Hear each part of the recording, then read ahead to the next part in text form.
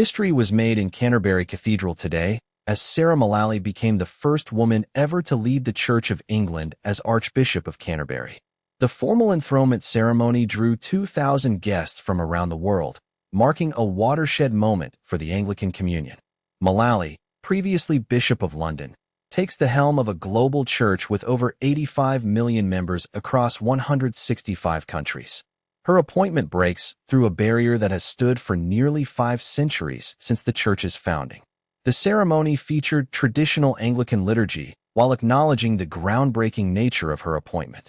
Church leaders praised her extensive experience in healthcare before entering ministry, noting her unique perspective on social justice issues.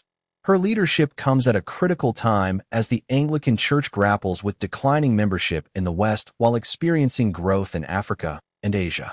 This historic appointment signals the Church's commitment to gender equality and could influence other major Christian denominations worldwide to reconsider their own leadership structures.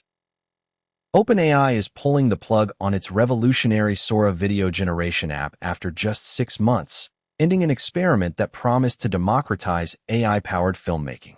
The app allowed users to create realistic videos with simple text prompts, generating everything from talking animals to complex action sequences at the click of a button. However, the platform became overwhelmed with what critics termed AI video slop, low-quality, repetitive content that flooded social media platforms. The shutdown reflects growing concerns about AI-generated content's impact on creative industries and information authenticity. Despite Sora's brief lifespan, its influence on the AI landscape remains significant, inspiring dozens of competitors and establishing video generation as a new frontier in artificial intelligence. The technology raised important questions about copyright, deepfakes, and the future of human creativity in an AI-dominated world. Industry experts suggest this closure won't slow AI video development, but may lead to more curated, professional applications rather than consumer-facing tools. The race for AI video supremacy continues as tech giants refine their approaches. The escalating Middle East conflict is forcing a fundamental rethink of global aviation, threatening the dominance of Gulf hub airports that revolutionized long-distance travel over the past 2 decades. Major carriers are rerouting flights away from traditional Middle Eastern corridors, adding hours to journey times and significantly increasing fuel costs.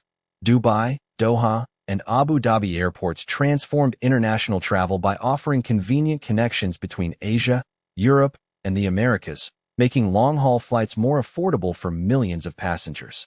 Now airlines face difficult choices between passenger safety and operational efficiency as airspace restrictions multiply across the region.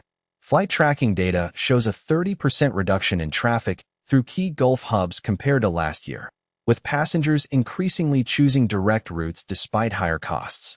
The disruption extends beyond inconvenience, threatening the economic models of Gulf states that invested billions in becoming global aviation centers. Industry analysts warn that prolonged instability could permanently shift air traffic patterns, potentially benefiting airports in Turkey, Egypt, and East Africa as alternative connection points. The future of affordable international travel hangs in the balance as airlines adapt to this new reality.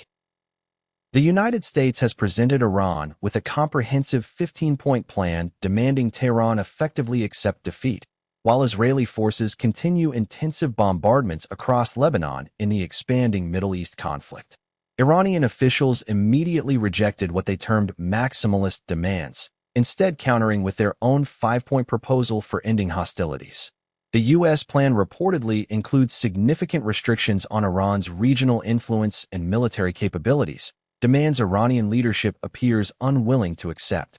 Meanwhile, Israeli airstrikes intensified across southern Lebanon, with state television in both countries broadcasting conflicting accounts of military progress and diplomatic positions. The diplomatic standoff occurs as fighting spreads beyond initial flashpoints, raising international concerns about regional stability and global economic impacts. Iranian state media outlined conditions including Israeli withdrawal from contested territories and security guarantees, proposals the U.S. and Israel have previously rejected. International mediators struggle to find common ground between increasingly hardened positions on both sides. The conflict's expansion threatens to draw in additional regional powers and complicate efforts by international organizations to broker a sustainable ceasefire. World markets continue to react nervously to each diplomatic development and military escalation. Thousands of migrants marched through southern Mexico, demanding an end to immigration restrictions, as revelations emerge about a potentially secret deportation agreement between Mexico and the United States.